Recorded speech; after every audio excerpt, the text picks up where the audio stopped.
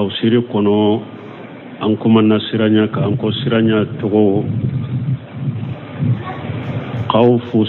ashirku be ube doba fo khawfu sir ani khawfu tabi'i tabi'i ay khawfu shirk doba fo khawfu sir ani khawfu tabi'i mana hada madenya alay hada madenni siranya doda ibe sirai jugunya ibe sira waranya ibe sira sanye uba fore hada madenna terri siranya alay hada madenni siranya minda anko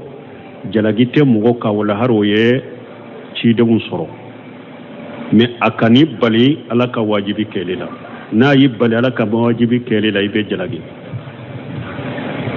wo khawfu shirk anko oyede ni esirana kaburu tiginye ube esirana wodi judonye abe foyoro dola ko alebe se ka tora la she ema uba fo nimma ko siranya minye musirikiya siranya oni yenyi ni kalimin kessa ko muso dobe su felala nu ye sunan tereye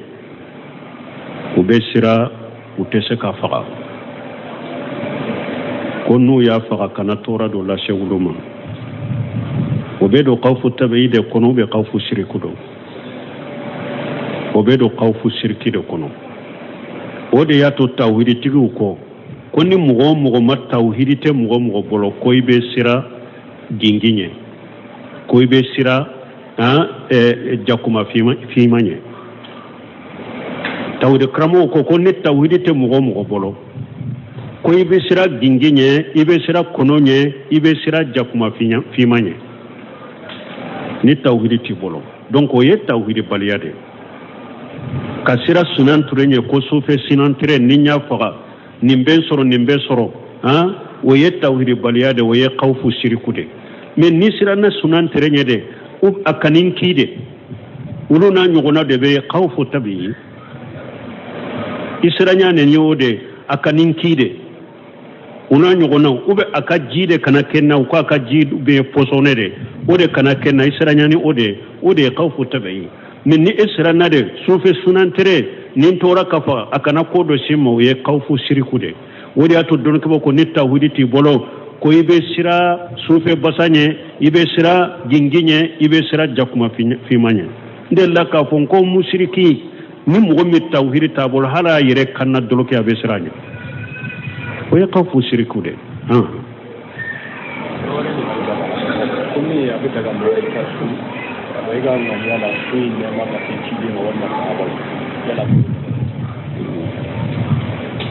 bo ko mogo ya la be daga ekasu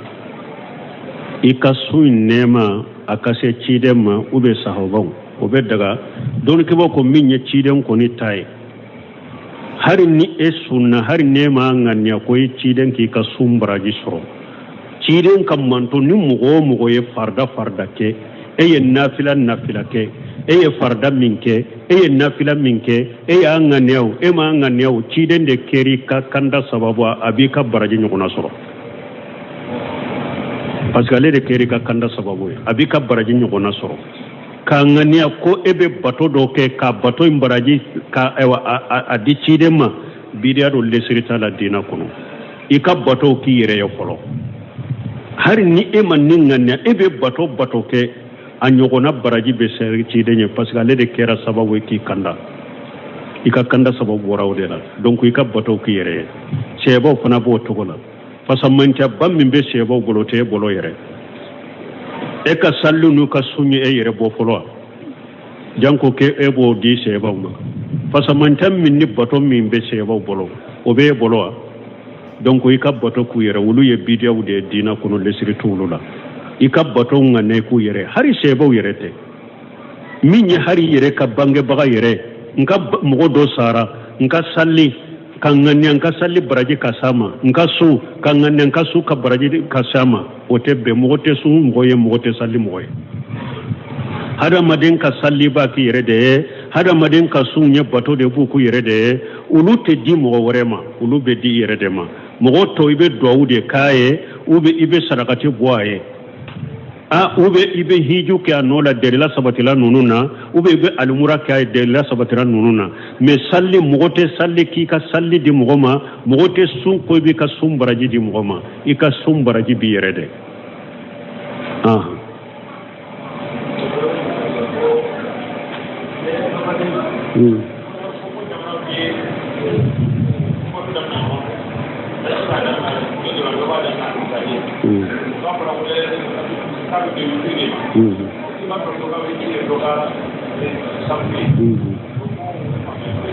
bon ko le tele kadri bon ko ewa talaba abe witiri do kono iba soro jamana makalo ye nyogon fe donc do ka witiri ye do ka safu ye bon le tele kadri abe yelema de ate witiri kelen kono san dola abe mugani kelena san dola abe mugani sabana san dola abe mugani durula san dola abe mugani wolon fulara san dola abe mugani konontola san dola yere fana hadisaw nana le kadri beke safula alaka fasamanta kabbo har ni kalo bora nyogon koro ni aw ko ni talaban salli lailatul qadri abasoro talaba na akera munun ka wotire akera aw ka safuye abaka lailatul qadri so parce que wakati dola abe wotiro la wakati dola abe safuye la donc nunun ka ko mo be nunun to ala de bolo naw ko ni talaba jo ci den ko be talaba de kono amba jigi lailatul qadri soro law bolo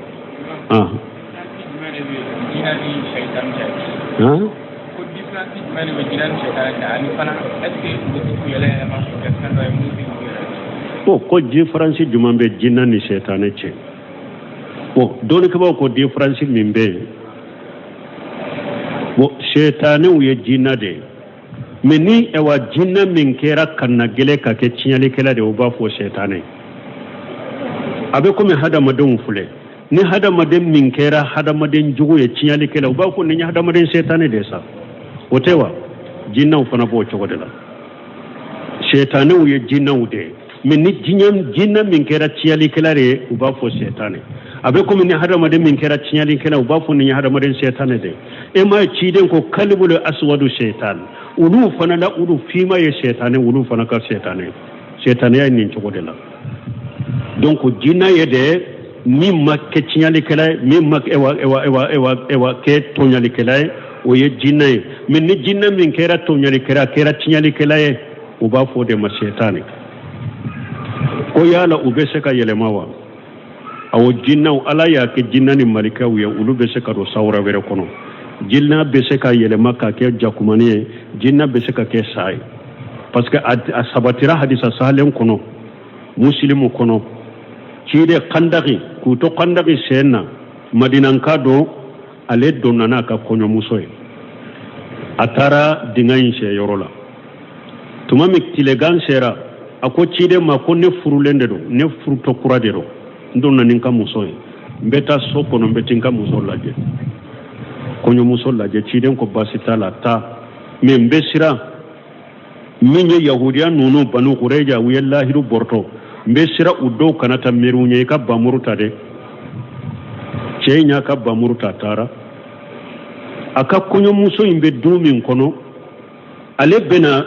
kunyo muso bora so kono bo kono abe dudal keleya yata munye e bo kana fo dudala aya ka bamuruta ko abado muso ko ayi ako kana fenke ta so kono na de la folo mimbe ce donna so kono na la aye sa belebele ba melekelen soro dilanka aya akabba muruke kat atamanke ka sayin sogo ka sayin ta kabona so kono ka sayin ewa ka bila dukene kono ka bodokene kono sayin da isarai ewa ndara yuromi kamale mfana binna mo hotado aleni sa min ni mbora minye be sarai aleni sa imbe ube sara utara fo cidenye ka konya foye ko anka mugo aye sade fo fule kasa ala dele animbe se kasa la chogomi ay ciden ko nin ko ni sara ko ni nyen nin ka ko banne membe min fo awye madina jinna udobe islamiyara ni mɔgɔ min donni ka so kɔnɔ i ye saa sɔrɔ i ka so kɔnɔ salamu bila ka i k'a ɲini a fɛ siɲɛ 3 ko a ka bɔ i ka so kɔnɔ ka n'i tɔɔrɔ siɲɛ 3 tɛmɛnen kɔfɛ n'a ma bɔ i ka so kɔnɔ a faga jinna de filɛ nin ye a filɛ ka min faga jinna de don jinna silama de don tuma min kamalen y'a faga jinna in fana ka mɔgɔw de filɛ ka kamalen faga kisasu la k'u ta juru sara a la donc madina n'aw nana ni mɔgɔ min ye saa sɔrɔ i ka so kɔnɔ kana faga direct dɛ a ɲini a fɛ a ka bɔ i ka so kɔnɔ siɲɛ 3 n'a ma bɔ o kɔfɛ n'i y'a ye hadisa dɔw b'a fɔ tile 3 hadisa dɔw b'a fɔ siɲɛ 3 siɲɛ 3 kɔfɛ n'i y'a ye a faga siɲɛ 3 in bɛ se ka faamu parce que n'i ko e ka saa jɛ ɲini bɔ n ka so kɔnɔ tile 3 bɛ ɲɔgɔn kan ye cɛ min bɛ se o la e bɛ da kɛrɛfɛ saa bɛ kɛrɛfɛla la a ka gɛlɛn dɛ o de y'a to hadisa na cogo dɔ ko siɲɛ 3 fɔ a ye bɔ n ka so kɔnɔ n'i ye silamɛ ye bɔ n ka so kɔnɔ ka nin tɔɲɔ n t'a fɛ k'i ye n ka so kɔnɔ bɔ n ka so kɔnɔ ka nin tɔɲɔ n t'a fɛ k'i ye n ka so kɔnɔ bɔ n ka so kɔnɔ ka nin tɔɲɔ n t'a fɛ k'i ye n ka so kɔnɔ ni siɲɛ 3 dafara a ma taa faga setanɛ de don ciden y'a fɔ nin cogo la sallallahu alaihi wasallam wala jinnaw bɛ don sawura wɛrɛ la malikɛw fana bɛ don sawura wɛrɛ la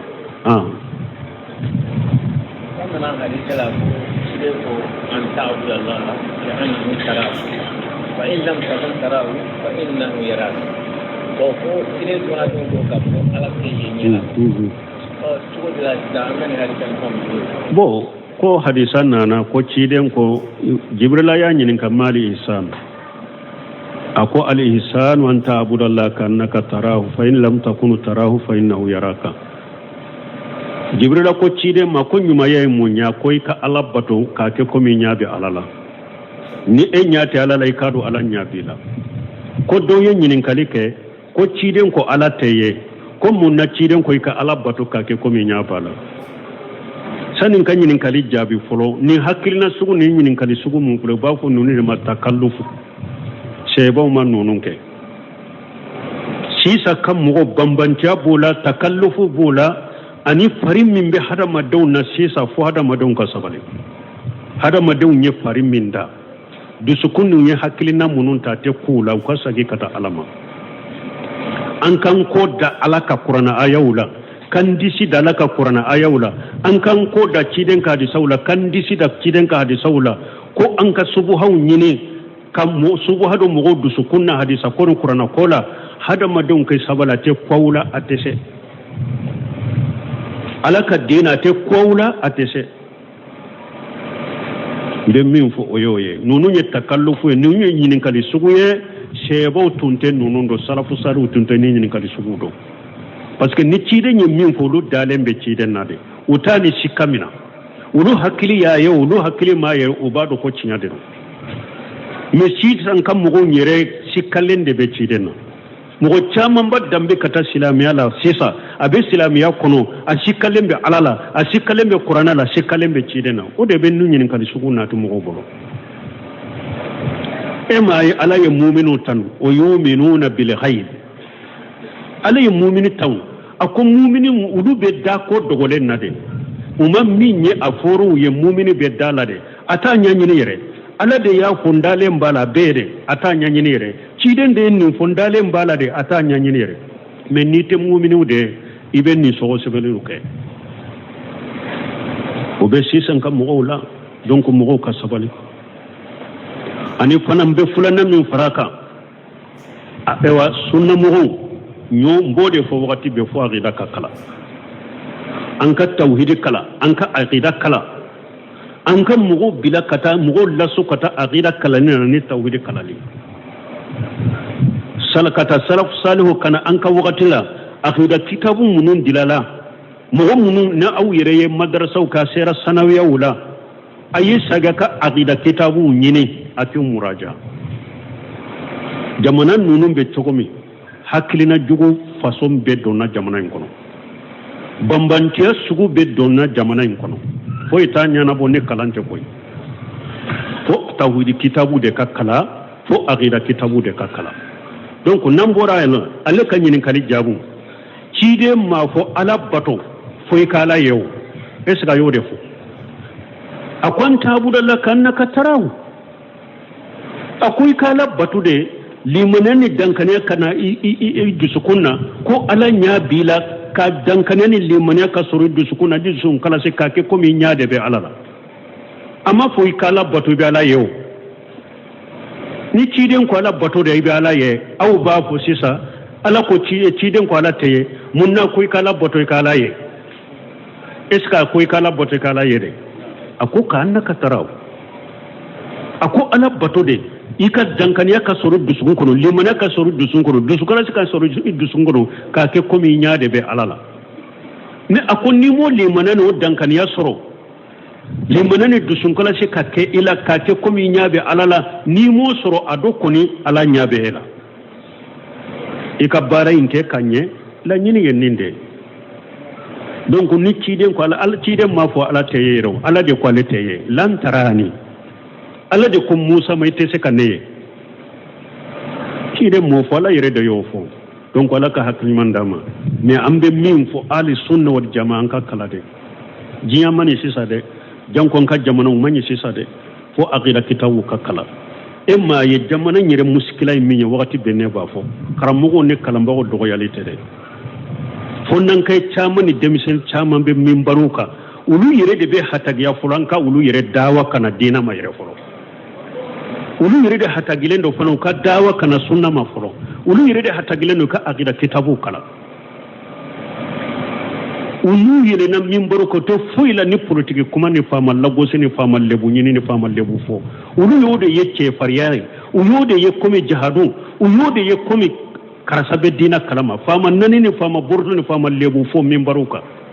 uyode ke komi kala munyu la soma ni mo mi nye qur'ana durusi dorona yere mimbarika ona ke kutuba kala nay akida kitabu shite na ye min kala ni mo mi nye madrasa sanawiya ke doro ona yele mimbaruka ayi arabu kaundo doro be saka arabu kan fo doro na yele mimbarika ona ke kutuba kala nay akida kitabu kelente aye min kala akida kitabu kelente aye min muraja odi kasara fule jamana inka odi kasara birebele ba fule jamana inka munu mirebe dina nyema ya ulade munu mirebe mimbaru kade ulu yere de ma tauhid do ma aqida kala ubake ka jamana noni kata ka beke fitine kata utafe daka magola fana me insha Allah qur'ana wa ciden ka sunna sarafu ka tabolo an ka sunna karmo bauka kuma sheikh ibn baz sheikh ibn semin sheikh albani sheikh salih fawzan sheikh al-haidani sheikh abdul sin abadi kanninta ola fonkan nunun ka kuma ucaride fonkan nunun ka kuma ubode o be dia mo minye jamana kono kadiyai o te dia mo minye jamana ko kadiyai nimbe sagi kata aqida kitabu makatu ka kitabu masagi katuma de fo an kudu de ka kuma sarafu saru ka kuma de jense jamana kono qur'ana hadisau yedo yinulila abenni e wanyini kali sugu munun jabe abenni ko sugu munun fo hari nasoro delila bula hari nasoro sababe doro jamana bella halamina uni jamana aw debe yele makabbe aw ka jamana debe yele makabbe qur'ana ne hadisama ante qur'ana kolo yele ma ante hadisa yele ma ante sarfu ka kuma yele ma kango be aw ka jamana ka tato goma ni cinyama jamana jo galonde be jamana jo mimbe qur'ana kono kafwa nyema mimbe hadisa kono kafwa nyema ka salafu saru ka tabul bange kafwa nyema no ma jamana jo galon dila neno galon foli ni fitina kuma foli de be jamana jo jamana te jo ni foye ni dina nyumante dina nyuman doron de be jamana jo men ni hakirina sugu munu be jamana yin kono afama kelena afama nani na afama porto ewa mumbaru ka deresu ni feuna ote jamana jo de a fitina kuma wote jamana jode na ba fi aka jamana ka jobe sagi kata qur'ana demo wa sunna ala fahmu salafu salih nunun de be jamana sumaya nunun de be jamana jo nunun de be fitina bok jamana kono e woni hada maden dimina na chogo chogo yiddu sura chogo chogo doni ke ko suleiman wure hili ba fo ako hada maden kallimaniya be giriya de ni kadimi giriya yoro mi dan ikallimaniya giriya li be do munna ni hada maden dimina na yiddu sura iddu su girera idimi bonyana ni ka dimi suma sariya madoro nimba yiranna e kallimana kaji ako hada madin kal dimi limaniya giriya be doni ka dimi giriya lire ni ka dimi gele yara chogo mi de kal limaniya gele ya pana be do yorola ni ka dimi gele yara chogo ni ebi ka dimi suma sariya de ma nka dimi fule nka suma sariya ma folo ni sariya ye min fo nka fo ni sariya ye min ken kake ni sariya ma min fo kana fo ni sariya ma min ken kana ke ni bi ka dimi suma da dimi to iba suma sariya ma ni de bayira ko ka limana ka giri emme ni mo dimina na doroina bo kadri kono limana be ela ni hada madenye islamiya kanu chogo ika islamiya kanu bonyana chogo asuma sariyama asuma islamiya sariyama ni ka islamiya kanu minni sariya yuro min nyata ikoke ni ka islamiya sadu ewa kanu iya kanu chogo nani sariya nyogo mi yuro min manyogonta abilade ewa ika islamiya supporteriya ka islamiya supporta ka defa asuma sariyama ika silamiya defali suma sariyama ya silamiya defa chogo suma sariyama defali sugu minni sariya ye nyogonta iko ke defali sugu minni sariyama nyogonta ikabila me ni awun taw dibinana dro nuyu ye mimbari ka be ko mu ninka udusi ka bo kada me uta asite kadri kono abe ko mi disu ka bo udusu ka bo kada duguma ka sora site kadri kono fana lebu be edela fana Cheikh Salih Fawjani yo defu comme mo munum be nankariya ke famaw ka mimbaru ka famaw nani ku porto ku lebu fo ale fana ba fe ko ale ba ke ka koko ne nankariya akoy ka baran yere de koko ne nyafolo yere ka baran yere de koko ne nyafolo donc ala kan kisala kan tanga bonni fora mun kama jamana dew sunna mo aye sagi kata gida kitabu made ni aqida kitabu makala ate sunna mo ka aqida do de كتاب التوحيد كتاولولا عقيدة وسطية أنو إيوا عقيدة التحوية لمعة الاعتقاد التدمرية الحموية شيخ صالح ابن رجل على شيخ أكون مؤمن من كتابه كلام مغنيما أكوي بك إكا فوتا أن إكا كيتا نيتا فاندا إبادو عقيدة مدو فل منبروكا kuloni fewna jamana en kono wuti har nin kitabu to godo janko ita maralen soro bule ita yo ita sura kelenya hara kelenya laje kamuraja kaba ito soro uyoke ebe se kam fo dinala ewa munu chaman be minbaro ka wulu yere de cinyali kala wuya jamana kono wulu de be kokonen kelena wulu de be munkaro kelena irele parce que ma aqida kala qur'ana durusi doroke kutuba kala na madrasa sanawiya ke doro ko abese arabu kanna dorina ke kutuba kala na tawhidi te aqida makala foy makala ute foy la nitialite ambe ala de dele ala kan ciage kata qur'ana ni sunna mala faham salafu salih subhanakallahumma rabbana bihamdika ashhadu an la ilaha illa anta astaghfiruka wa atubu ilayk nyenyi nin kalimin ke ko tawsiri kono an kuma nasiranya ka an ko siranya to khawfu الشرك به وبدوبا فقوف سر أنا قوف تبيئي تبيئي أي قوف الشرك دوبا فقوف سر أنا قوف تبيئي